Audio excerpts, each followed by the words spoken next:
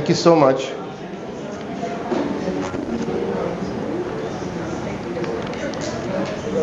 All right, so Assalamu alaikum everyone. Just want to extend my warmest welcome to all of you for being here on this exciting session. I totally understand that there's so much happening at the COP right now. So you've all taken time to come here, but I promise you that this will be a really exciting 1.5 hours. It's going to be time worth spent. So again, thank you so much for being here. Let me give you a quick introduction for myself. So I'm Dr. Abrar Chaudhry. I'm a senior research fellow at the Said Business School in Oxford and the Environmental Change Institute there. And I work across areas of climate action, climate finance, and climate technology for the last 10 years. And one of the big insights that has been coming in for climate change especially is that we need all these levers. Technology alone can't solve this problem, finance alone can't solve this issue, and policy alone can't do this. So how do we build a collaborative model where we make sure that we have the right tools, the right technology, but they're supported with the right finance? And we have the enabling policies to help us do that as well. So that's something that I'm very, very passionate about.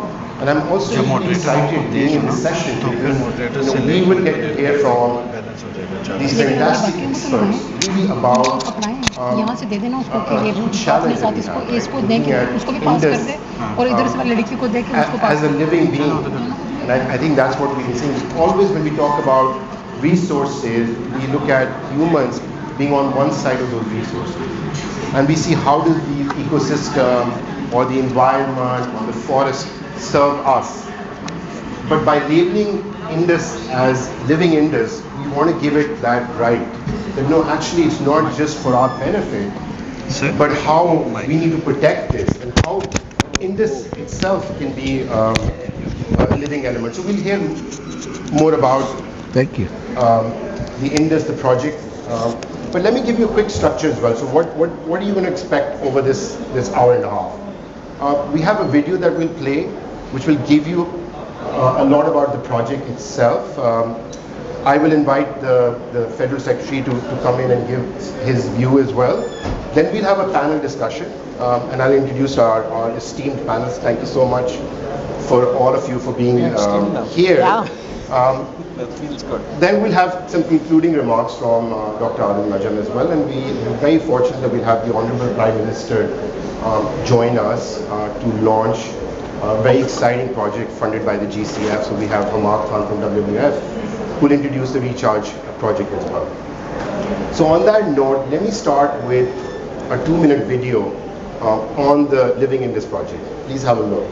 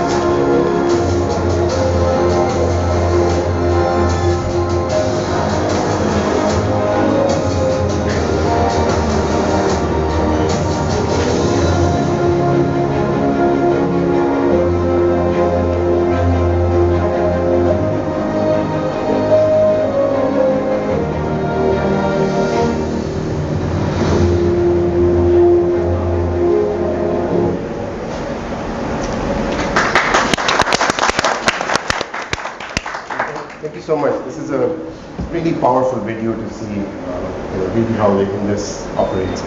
On that note, let me welcome Mr. Asif Haider Shah, who's the Federal Secretary for the Ministry of Climate Change, to formally open the session and give his opening remarks. Thank you very much, Dr. Ladies and gentlemen, distinguished guests.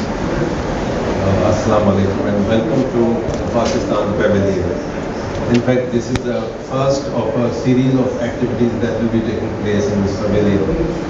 And what a way to start the sessions with such an eminent set of panelists and a beautiful set of guests. I see Mr. Sandow. Welcome, sir. For Pakistan, if I have to summarize the climate change challenge, that in one phrase, it is actually water issue. For a country with 250 million population base, mainly dependent on agriculture and livestock as their livelihood, Indus and water means an existential threat for us. I'll not go into technical details, but let me just very briefly introduce you to Indus, what it means to us. Indus is to us like what Nile is to Egypt. It is not just a river, it is a complete way of life. It carries 5,000 years of history, civilization, traditions and norms. Let us save this. I come from Sindh, the part of Pakistan where Indus has the widest bed. Sometimes it goes beyond 16 kilometers. And I salute Dr. Ndrmf for choosing this name, the Living Indus. In my own life, I've seen my grandfather talking to Indus as a living being. They would communicate with Indus, people would worship Indus as a goddess. And sometimes I wonder, what if Indus could talk to us, what would it say? I think one sentence that it would say is to save me. 5,000 years of civilizations are to be protected. We have to save it, we have to save our history, we have to save our future. With this, I thank you again and I would pass it on to the moderator and the panelists. Thank you very much. Thank you for those lovely comments, and I think a really powerful metaphor is, what would Indus say to us? And maybe that's something I'd love to, at the end, pose to everyone, what would Indus say to us? But on that note, let me introduce our panelists, starting off with Dr. Adil Najam. He's the current president of WWF International. He's the Dean Emeritus at Boston University. But also he's the architect for this project and really the brains behind this project. So we'd love to know more about him from him. Next we have Dr. Rachel McDonald. She's the Deputy Director for the International Water Management Institute. So a warm welcome. Next we have, I hope I pronounced the names correctly, but Chu Dong-yu, who's the Director General for the Food and Agriculture Organization of the United Nations. Welcome, sir. Thank you. And then finally, we have Xiaohong Yang, who's the Deputy Director for Central West Asia from Asian Development Bank, but she was also the Country Director for Pakistan for Asian Development Bank. So welcome everyone. Thank you so much again for your time. So Dr. Adil, I wanted to start off with you. You are the architect for this name as well, for really bringing Indus to life, and really all of us, like coming from Pakistan, when I read the report, it was an eye-opener that how much we rely on Indus, how close we are to Indus, and we've taken it for granted. But I wanted to really hear from you, what is the story of Indus, and what does the river personally mean to you as well? Thank you very much, Brad. Thank you very much, and my gratitude to everyone who's organized this, and all of you who are here. It's wonderful to see the room full, and our guests here on this important. And I'm personally sort of delighted and grateful that we are starting with this in this conversation. On the conversation, I just saw Malik Amin Aslam Saab walking in. Is he here? So the story of this, it starts with Malik Saab, not me certainly at all, and he's really the architect of this. At least my thing was getting a call from him saying, "Okay, yeah, come and sort of help us conceptualize this." And part of so I really a round of applause for Malik Amin Aslam, who was then the Minister for Finance,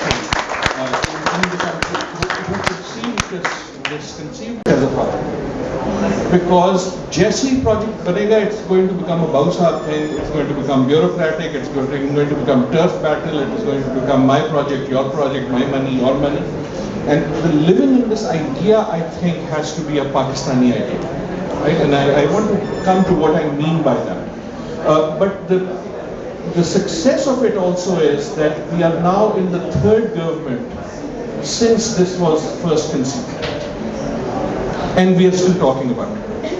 That, for anyone who knows Pakistan, but for any country, is a very important one, right? That usually that would be a death blow. And I think that speaks again to Malik Saab and others who conceived of it as the strength of the idea and making it not a political idea but a Pakistani idea. I would also say that, you know, this very, very tall fellow standing there, Saad, who always embarrasses me with his height. When you stand next to him, he led a team of very young people. So while I might be sort of, you know, the face who's made to sit here and talk about it, it really was a bunch of young, energetic people who brought in this thing that we need to think about this differently. And I don't think it would have happened without that. And I'll talk about what it is. But it wouldn't have happened without that because the rest of us would just have brought the same old idea. So what is the idea? The idea is many ideas. At one level, it is a very short document that I hope you have here and you can pick up. It's a very short document. It's purposefully supposed to be short, and it has very short project ideas, 25 of them. Each one of them, we said, rather than writing them like a paper, we will write them like a web page. So we went around the country in a very short time and we said, what would you do that would help us move towards an Indus that you would call a living Indus? So someone said, gee, 100,000 pots. And I said, okay, how much would it cost? Where does it sit with the NDC? Who will be the actors? Literally on half a page, mostly in symbols, we drew up a story of 25 of these ideas that range from 15 plastic-free waste cities. What will it cost? A water knowledge portal. What will it cost? What will it take? Will it be provincial? Right? So at one level it's a planning document, but I want to come to your second part because it's not a planning document. And those 25 are not really a set of 25 things which if you did, and again I'm looking at Malik Saab because sort of this idea sort of came from him. It is not that those 25 are written in stone. There's nothing special about those 25. Those 25 are things we got in that number. There could be 28, there could be 42, I hope there is 100. But the idea started from the second part of your question, what does the Indus mean? And the Secretary Saab kind of, and I think that is where we were either lucky or we were right. Usually I start my talks by putting a song, and I wish I'd asked Saad to put that song, Darya O Darya. Right? There's this beautiful emotive song of a man on a boat singing to the river. And it says, Darya O Darya, I'll translate it, river O river, you are my father, you are my mother, I come from you, I will go to you. And then it complains to the river. You are not giving me the bounty, you are not giving me this. But it was talking like the Secretary Saab was saying, as if a river is a person. So let me say this. This is the ecological restoration part, sort of where I think we are trying to do something different. It's at essence, as I said, either it's a project document, or you could look at it and say it's an adaptation plan. And yet here is a document which we are very actually kind of proud of that doesn't use the word carbon once. It doesn't use climate finance. It doesn't use carbon mitigation. It talks about all those things.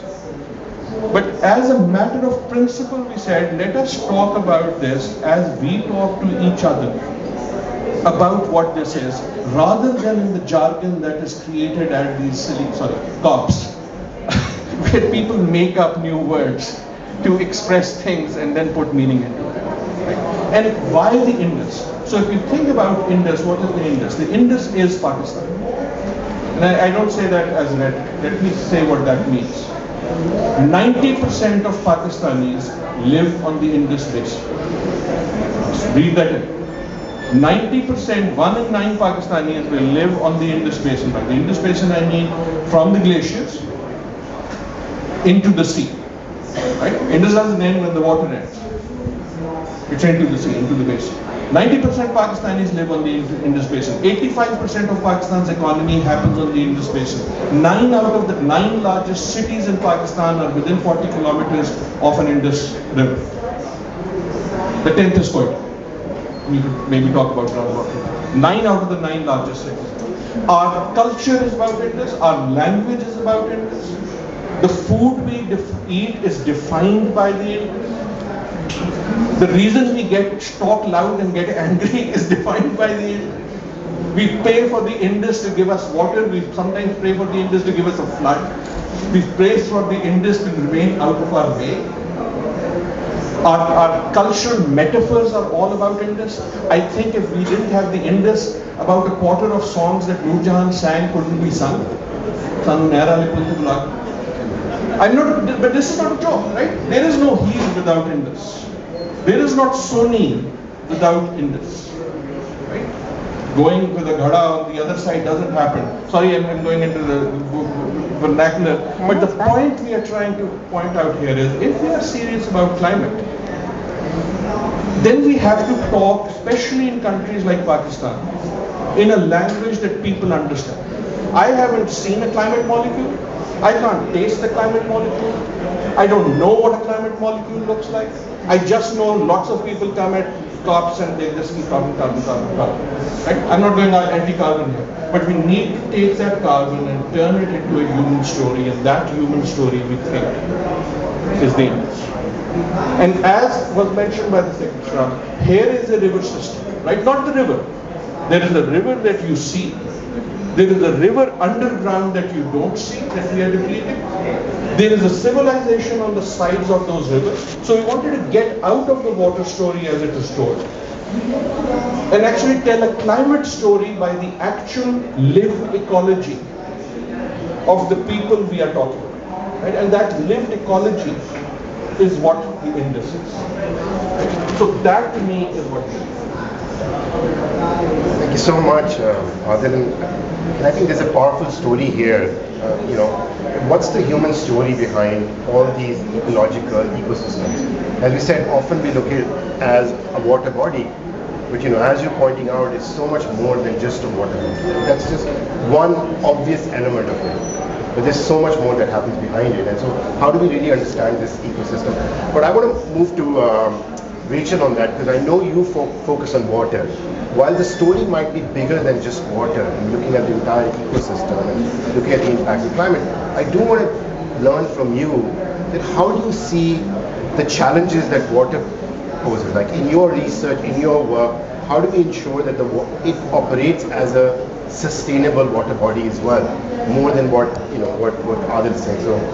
So as Adil says, anybody coming to Pakistan will see and feel and smell and touch the Indus. It's the essence of Pakistan.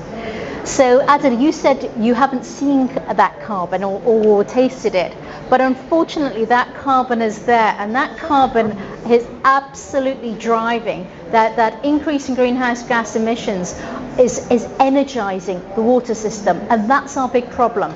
Because there's more energy, there's more of those greenhouse gases, there's more heat. So what's happening with that? It's melting the glaciers. 60 to 70% of the Indus is based on glacial meltwater. It's changing the monsoon. You're having much greater rains during the monsoon, but you're also having less rains during this planting season with all those different things like that. So what we're seeing is the basic water dynamics and functions and amounts of water and when that amounts of water, which so much of that society you talked about, Adil, is based on. When do farmers do this? When can we take water? What can we use it for? That's what's changing, and unfortunately we now need to adapt to that. We have 40 years of that hideous carbon up there that is going to be changing. We're only just beginning to see the tip of that melting iceberg, that changing systems, and we do have to respond to that, and we can do. Well, there are so many different ways we can deal with that.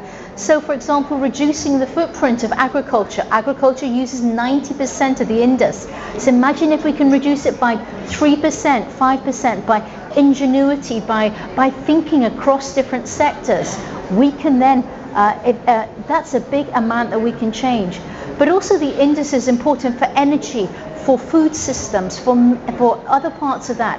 And we do need to start talking across ministries, across coming up with solutions that helps the environment, that is be able to bring in new ways of managing that Indus, and that's the changes we see in water. So the biggest impact we can have on the water is actually in our food systems and then in our energy systems. So we know that we're seeing through the Ministry of Climate Change impetus in those areas. But it's our joined up thinking that is going to be able to bring that thing. And your innovation and drives, and IMI Pakistan, it's our biggest office, and it's one of our most vibrant offices, and we have an amazing set of researchers there who are all focused on bringing that international and national knowledge and solutions, innovations and finance to be able to adjust to those water changes. Thank you, Rachel. Thank you. And I think to your point, this is a startling fact that 90% of the water is used, but roughly I think over 30% of that water is actually wasted as well. Absolutely. Which doesn't really go in the system. So, at one point we want water to come in, but it's like opening a tap at the end and we're letting that water flow, which is, as you said, the lifeline for communities, for our history. And so I think looking at IMI and looking at other organizations also, I think it's really important to understand, what are the solutions, what are the technologies, what has worked, and how do we localize that? And I think to your point, we have to think about local solutions. And what are the solutions that we can bring to the rest of the world? And I think that's been my big push, that how do we teach the world what we're doing rather than just looking at the world for answers. So I think this project is going to be very exciting when it moves forward. I wanted to move to Shu Dongyu. Yes, very good. I'm very good pronunciation, yes. I'm trying very hard. Yeah. But I know that FAO was instrumental. I think that initial support of this vision to come true was really coming from FAO, and FAO has been working a lot on the agriculture side as well, the climate smart agriculture. I've done some project with FAO as well, building this climate smart agriculture. But I really wanted to understand from FAO, how do you see this journey? And as Adil said, it's not a project, will happen forever. So what role can FAO play, and how do you see initiatives and systems to operate? So if you could get some view from you. First of all, I'm so delighted to be involved this the dialogue here today. But of course, FAO, we have a long time engagement and collaboration with Pakistan. And it used to be largest operational country office when I visited 2019 in your country. That year it was the largest project operated all over the world. Is Pakistan project from FAO. And of course we happily work with the relevant ministers, but they're unique country. My brother countries, you are only one big country have no minister of agriculture and food. Yeah. The other countries have all the minister of agriculture and food, or even small, very small countries. So that's also FAO feel much more responsible to help our colleagues and work with you, our partners on the ground. Like here, we help you get engaged at an early stage with your ministers and also Dr. Deer. FAO has been engaged in the Living Indus initiative. I agree with you, it's not a simple project. I always say, river is the cradle of the human being civilization, no matter which countries. In China, Yellow River, Yangtze River, and in Egypt is a Nile River, and in Pakistan, Indus. So it's the same. And so we can work together. FAO, we can offer the expertise not only on water, because only in UN system we have a Department of Land and Water. So, and we have a lot of cooperation with Israel on these issues, but we have to manage water and with different enabling policies and also science innovation, and also even the whole basin design, holistic design, how to make use of water more efficient, more effective, and feed the value chain for agriculture and food system and rural development. When I was a local leader in China, around the Yellow River, I worked there for 7.5 years. So Yellow River is a water scarcity river. You're lucky, you have a lot of water, but you have to turn the flooding water become the resource for sustainable use of the water. So at the same time, you have to kill the disadvantage which come from the flood. So FAO, we can offer policy consultation, data, information collection and dissemination, and also you can learn from the FAO network to get how to develop the water efficiency society, not agriculture. Agriculture. A lot of people start to blame agri-food system. You use 70% globally or 90% now for agriculture, agri-food system. But without the water, water is not only for food, for agriculture, it's for environment, restoration. If you did supply enough water in your region, your ecosystem will be changed. So don't blame agri-food system, and it's matter of the rural development. And last but not least, FAO willing to offer further awareness and also advocacy to get a relevant financial instrument and financial channels through the, let's say, international financial institution, GCF, GF, and others. I think so. Let's work more closely with our country office there and get all the key partners work together. World Bank is there, and technically also from the CGR and others, your friendly countries like China and others, they can offer some technical support. Of course, the Asian Development Bank and other development bankers also there can really, and you can make a real story happening. That's what they needed for the smallholder farmers. You just said, Minister said you have 250 million. I was informed 180 million. How could it come increase 4 years?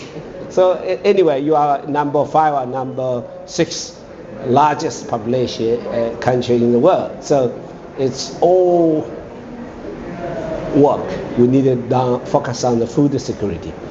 Means food availability, food accessibility, and food affordability. Leaving no one behind. That's our common vision. So I'm ready here to support you and fix the problem which we share, the common vision. Thank you.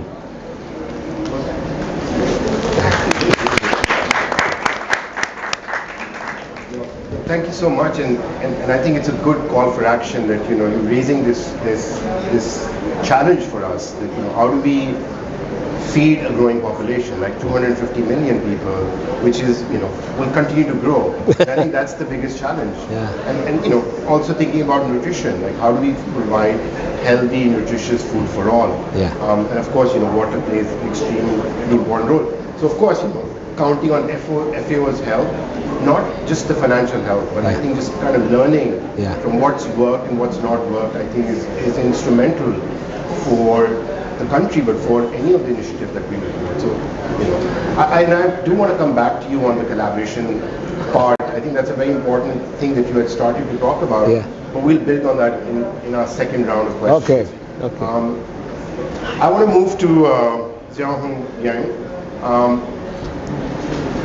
Obviously, Asian Development Bank has been a key partner for Pakistan for many, many years, right? Many of the projects that we see are funded by Asian Development Bank. But traditionally, we've been seeing, a certain type of investment, whether that was infrastructure or looking at power. But we're reading more and seeing more from Asian Development Bank where they're talking more about their green strategy, saying that we're bringing in more funding.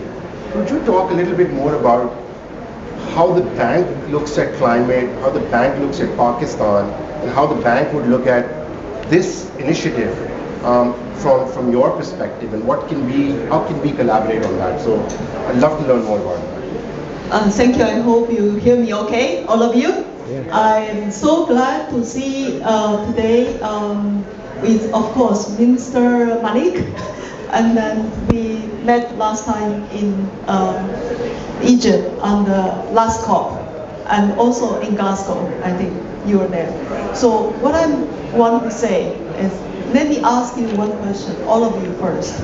Are you all committed to this Living Indus initiative? Please raise your hand.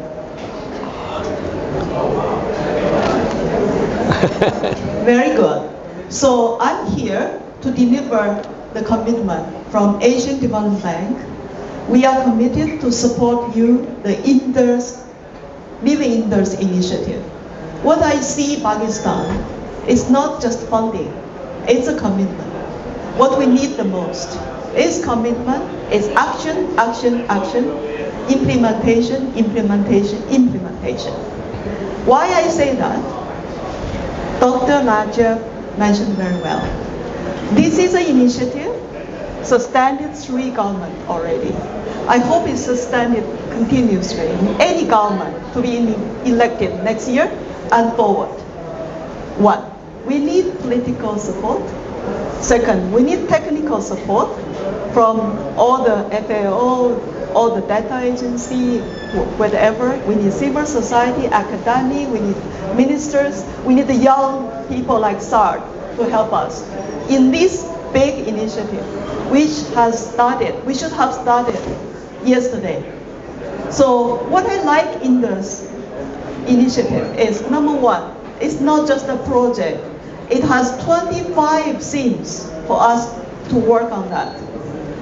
These 25 themes can be worked in anywhere in Pakistan, which you are not going to argue. There is a project in one province which is not supported by another province, right? So this Indus project will help us to link from all the way to glaciers, all the way to the sea. And this, because this is Indus civilization, this is our 5,000 years history, which united Pakistan together. I like the slogan here, we are one, not each other. I think number one, we as Pakistani, we need that. The nation has to be united to work on something, commit something at scale, not just small tiny projects, which are important, but you need big scale projects. And to move the nation, move the initiative, move the climate resilience, move the climate mitigation, move the coastal ecosystem, move the flood protection, move the environmental protection, move the food ecosystem, move the... Now, wheat, rice, or corn even. So, but the cash crop like mango is to depend on the private investment. I think, and that's last, not least, I wanted to mention, in best my limited humble knowledge and experience with my friends from Pakistan when I was the co-chair from Chinese side, for agriculture and food, you need a decentralization first, and then privatization to open the possibility for private, no matter what countries you like or you don't like, but private investment should be follow your strategic design. So design bigger, do concrete. Start with one commodity first, That's my concrete suggestion to improve your deliverable economic development and social environment as a whole. Thank you. Well, thank you so much. And I know that we have mango as soft power, right? Mango diplomacy. So, you should be tasting those mangoes more, and hopefully. No, if I were you, I should if we did have donate, mangoes, I don't know how many tons mango to here. okay.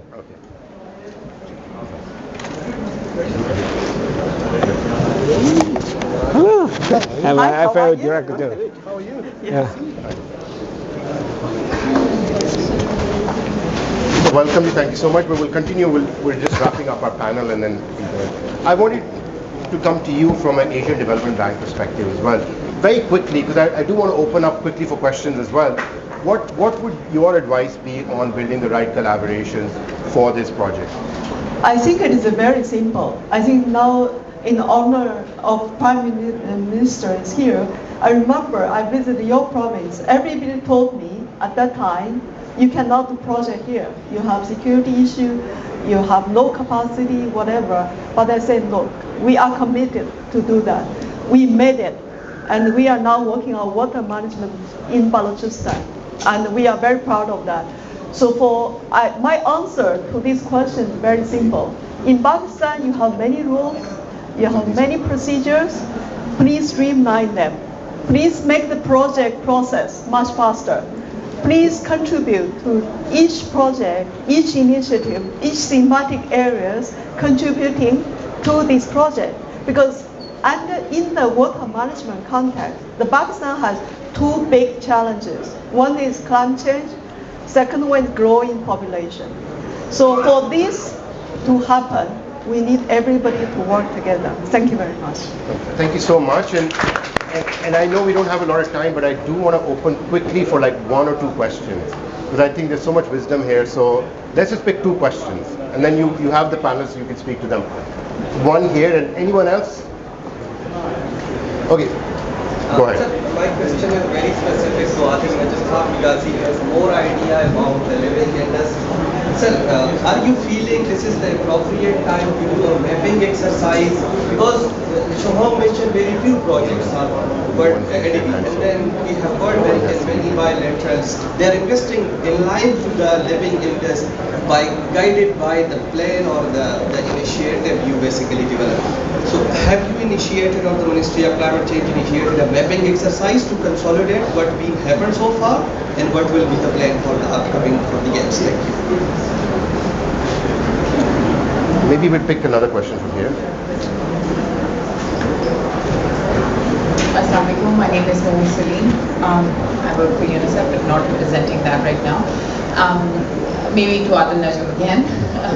When we talk about development in Pakistan, do we also, and around in this, this Living in this project, do we need to kind of rethink our developmental paradigm? Because right now, the way the models are, I don't think we might be able to kind of achieve what we are looking at right now. Because it also goes to urban development, rural development, etc. So, your thoughts on that? Thank you. Okay, so Adil, over to you. Is this the right time, and is this the right approach? Yeah, thank you very much, and I know we have short time, so I want to. अब नहीं करेंगे तो कब करेंगे? I mean, when is the right time? Right time is the time you have. Don't wait for the right time. Same for mapping. So you are right. Very briefly, we did start with first saying what is being done. We then said what are people thinking of doing, and what are people wanting to do. Right? So that was there. But on the serious note, I do think it's the right time question is not the right question. In the sense that the time to act has to be now, especially for Pakistan, but for any other place. Development paradigm too, again, I don't go into this concept of it, but very simply, because this is talked a lot about in this talk, right? You can either wait for the system to change. The problem with the argument is then it becomes, okay, we will wait, we will do nothing until the economic system changes, until everything changes, and when it does, then we will do something. That is not how systems change. I think the experiment here is the system will change when you start doing a few things right. Start somewhere, start now, start something that is right. You do a little right thing here, a little right thing here, policy there, and before you know it, the system starts becoming right. So you are right. We need that paradigm change. But I do not think we need to wait for the paradigm change. And coming back to that question, it's exactly what Alan says. You have to have a systems framework. You can't just think of a series of individual projects. But we've seen how much finance is being leveraged, has been pledged here. So we've got that framework. We can now, a series of different changes, whether it's in agriculture or nature-based solutions or whatever it is bringing them together, because the problem is so big. You cannot just wait for that right time. And the right time was yesterday, as we all know. So thank you. Absolutely. Okay, so on that note, I would want to thank all the panelists. I know we've run out of time, but thank you so much. Al, if you could stay, I want concluding remarks from you. Thank you so much for your time, your energy, your thoughts. I'm not going to sum this up right now because I know the challenge is huge, but I do want to pick on this point that it is time for us to act. I think to your point, action, action, action, and it's through learning, through acting can we learn. And of course, we should experiment. I think any big business, any big industry that we've seen experiments. And I think the right to fail should be celebrated in that way because it's okay, because that's another way of learning. And for me, it's all about let's give it a shot, let's try it and see what happens. And thank you for putting those documents together. I think okay, maybe a comment. Do you want to comment? No question. I was. A brief comment on, we've talked a lot about collaboration. And Indus starts in an area which is considered disputed. So how is the climate community going to rise above geopolitics to collaborate across boundaries so that we can save the Indus? And the region is one of the most water-starved in Pakistan. So how can the voices of the climate community become louder than that of geopolitics so that we do not have climate? Maybe I'll pick it up from, would you like to answer this? I know it's a political question as well, but yeah. I think the community rule is so strong in Pakistan. We already tested during COVID time. Without community, the local NGOs, the community coming together, Pakistan could have many people lost. But your Pakistani are very resilient. The reason why it is resilient because you are living in an Indus civilization. So you have Indus civilization and think about Indus and work for Indus, and Indus will save us. So it will become much more resilient for us, for all of us. Thank you. Perfect. Well, let's just give them a big round of applause. Thank you so much. Great. And I would call Adil to give just a quick concluding remarks. Yeah. Thank you. Thank you so much. Okay. All right. Thank you. You leave it? Fine. Yeah. Thank you so much. Okay. Thank you. I've missed on some of your remarks. Yeah. Probably we will be having some chance to talk in future. Yeah, please come to Rome, and also your ambassador in Rome to FAO is very active, and also you have a very senior one representative. He worked in FAO about 54 years. 54 years. He's 82, but he is a former ICC of FAO. I think you know him. Yeah. So I hope to have this conversation in some please. near future. So that's a small souvenir for you. Thank you. Quite big. So I will Thank you. Yeah. Minister of Climate Change, and we would very much like to invite you to Pakistan. It would be very good to have you in Pakistan. Yeah, I was planning to travel together with WP, ED, and the IFAD, the for finance. Yeah. Okay, good.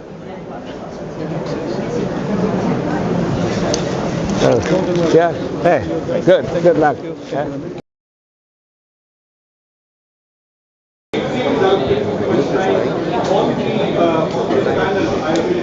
I will only highlight three things that were mentioned in the previous panel by myself and my colleagues. The first is to repeat Indus is Pakistan, or Pakistan is Indus, in the following sense. I will repeat what I said there. 90% of Pakistanis live on what we call the Indus Basin. अगर आप हिमालय से लेकर into the sea, 90% of Pakistanis live on the Indus Basin. 85% of our economy happens on the Indus Basin. 9 out of 9 largest cities in Pakistan are within 40 kilometers of Indus. So this is a basin, and by basin we say basin because it's not just the river, it's the aquifers, it's the river underneath. It is the civilization around the river, it is the language we speak, it is the culture we have, it is the stories we have. We have become the people, the food we eat, the songs we sing. I had mentioned that, if there is no Indus, there is no Sona. If there is no Indus, there is no Indus. So Indus is a defining concept, and the reason I highlight this is that Indus can be a defining concept for how we think about climate change. Indus therefore becomes the barometer of what climate is doing in Pakistan. Right? अगर आपने देखा है कि what उसका असर क्या पड़ रहा है, it will always be on the Indus. It will be on the water, it will be on the conservation, it will be on biodiversity, it will be on the So that is one point that was highlighted. The other point that was highlighted was that for Pakistan, but actually for much of the world now, climate is increasingly water. Right? But especially for Pakistan. And we need to think about climate certainly in terms of carbon, but also in terms of water, especially as we think about climate impacts. So if you think about what does climate do when it changes, it is mostly about water.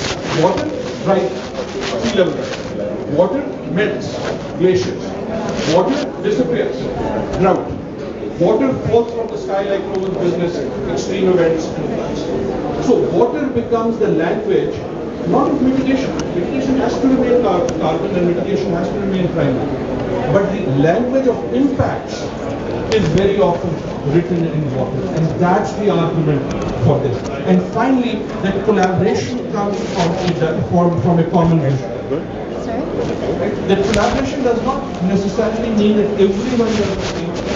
Everyone is leading towards facing more, and that's what we think is providers. We also wanted to thank again Malik Amin Aslam, who is where this project started as his idea and his baby when he was minister. But one of the things that was mentioned is worth repeating, especially with your presence here, Kafir Sahib, is this is now the third government that has been successively enthusiastic about river Indus. And I personally, as a Pakistani, think that is an important point. We need things that we can be enthusiastic, energetic about, in spite of all of our other differences, and Indus is that. It gives me great pleasure now to bring back Abrar, who will lead us into your launch of the Recharge Pakistan. As I said, it is something very, very dear to me for two reasons. First, because this is a project that exemplifies what a living Indus idea. So my aspiration to sum up a total of 10 years in 3 minutes. Let me convey my sincere gratitude I said full time, but they are also having a conference. Recharge Pakistan. Now this clearly shows and this sends strong message to the outside world that as a nation we support sustainable development. We want Pakistan to be a resilient nation, and we are all out for adaptation. Sir, we all know that Pakistan is a frontline country. If you look at the climate crisis, but and for us, as Dr. Adil also mentioned, climate change is water change, and that's linked to our water economy. That's linked to the livelihoods of these 250 million people.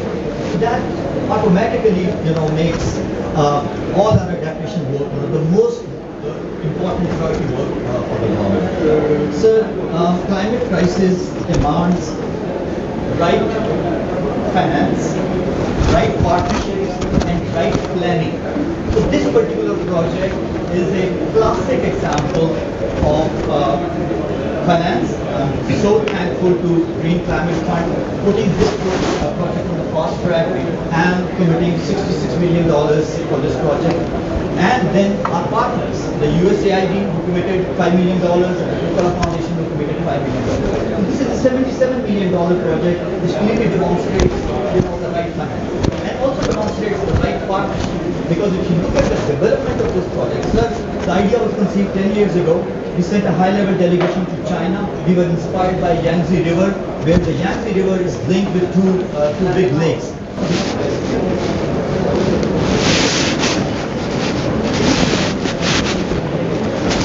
I have to say and read and then I'll talk. Ladies and gentlemen, distinguished guests, a warm welcome to the Pakistan Pavilion of the World. I extend my gratitude to each one of you for joining us today at this crucial event.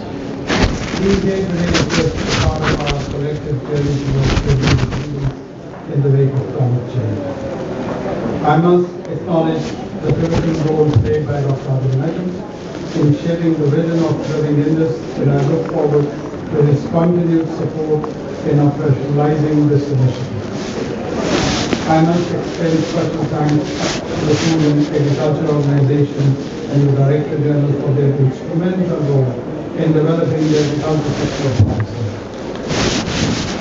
Your expertise and insights are crucial as we work together to tackle the challenges, especially now that climate change are aggravating and Pakistan is the 8th most vulnerable country to the impacts of climate change. Pakistan's climate challenge is primarily a water challenge. We are at the receiving end. This is our challenge, we all know. We must realize that the majority of Pakistan is part of the Indus Basin. And to adapt Pakistan to climate change, we must adapt the Indus Basin to climate change. The government of Pakistan is clear on its priorities. With Living Indus, this umbrella initiative emerged from extensive consultations with stakeholders, resulting in a set of 25 living interventions that emphasize nature-based solutions and ecosystem-based adaptation approaches. But more important is that the Living Indus initiative seeks to mobilize a movement that repairs and restores a healthy Indus for today and tomorrow. And here we are to collaborate and give voice to our river. The Indus River needs a voice, and we are here to be that voice. Ladies and gentlemen, the Indus feeds us, and if we don't take care of it, it will not be there to take care of us. This initiative suggests that we need a minimum indicative investment between 11 to 17 billion US dollars over the next 15 years to mobilize from the public sector, private sector, citizens and communities. This will come in pieces, we understand, especially as Pakistan is facing a financial challenge. WWF, USAID, the Coca-Cola Foundation and the Green Climate Fund for successfully developing the Recharge Pakistan program, the first concrete step towards Living Indus. This flagship project, with an international climate finance of nearly $78 million, is central to our efforts in reducing future flooding and drought impacts. The Recharge Pakistan project, launching flood and water resource management, this initiative under the Living Indus framework will not only benefit millions of our citizens, but will also serve as a model for climate innovation on a global scale. Well, I don't thank you prior to speaking my heart over here, and then I this entire journey to be here and participating in COP28 has been an amazing one for me personally. Well, the science is there. I've been hearing about global warming, climate change, and started reading about it, learning it from people like Dr. Ndrmf and many more, listening to it. The discourse around climate change, I feel is matured a lot. We have under the umbrella of the science, empirical evidence is the buzzword. The science is there to guide us, lead us. And whenever there are such initiatives to respond to such challenges, there is a material we're talking about $2 trillion. can say, a year or so. One aspect that I've seen is missing is the opposite of the science, and that is arts. Where is the aesthetic part of the climate change? Where is the emotional investment with climate change? While we do have and aspiring to have $2 trillion investment to promote the implementation part of the climate change. But there are 8 billion souls which need to invest emotionally in that realization. That I feel is a bit the missing link. Missing link in our poetry, as Dr. Adil was indicating, missing from our folklore, missing from our music, missing from our rituals, missing from our languages. The people either on the west of Indus, where people folklore or poetry, and someone on the American continent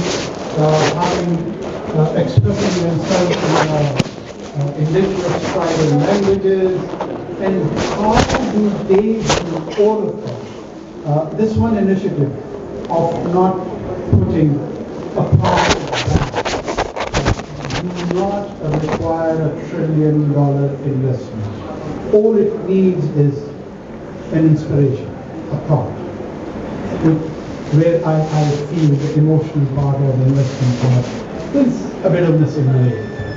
Are we thinking on that side? Is there a realization? Is it part of the conversation? Or it should be the part of the conversation? I think so.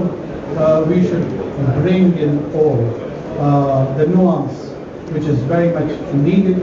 It should be educated by the activists, by the civil society, by the NGOs, by the scholars, and eventually some non-aesthetic entities of governments like myself too can follow the footsteps.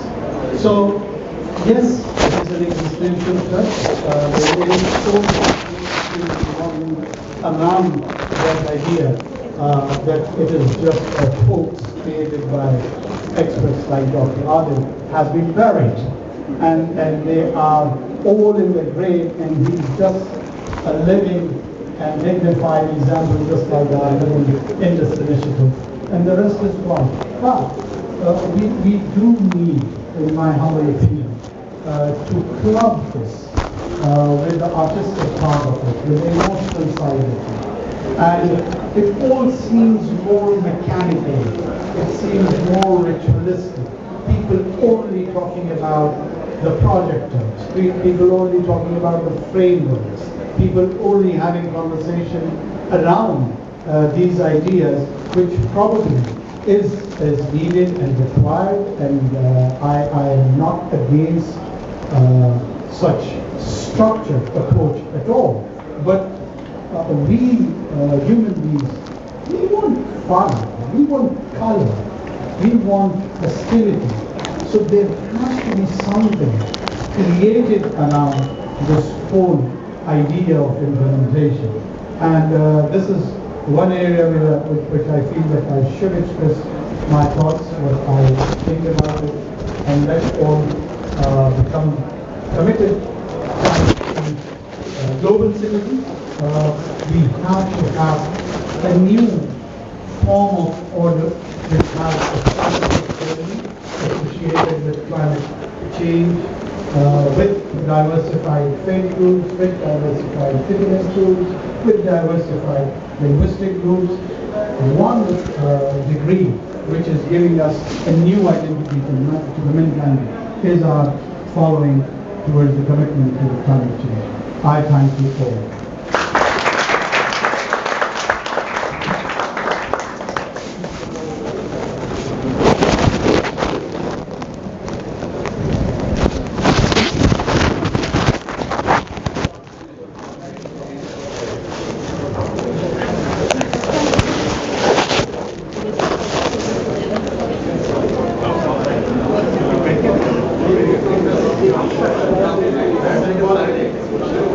सारे बैठ जाएंगे